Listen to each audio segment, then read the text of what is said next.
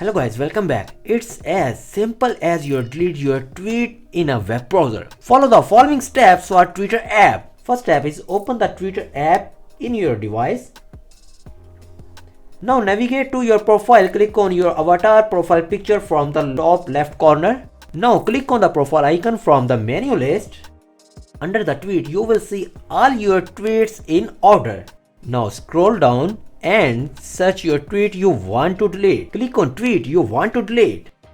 Now click on the horizontal three dots icon tweet you want to delete. After you click on down arrow icon, click on the delete tweet and next step is delete. After that, click on the delete button or cancel. If you don't want to delete tweet, then tap cancel. If you want to delete, then tap delete. I want to delete this post. Your post is delete now. There is also a problem with this video, so ask about these comments any problem related to social media and internet. Let them know in the comments bar so that a video can be made on it.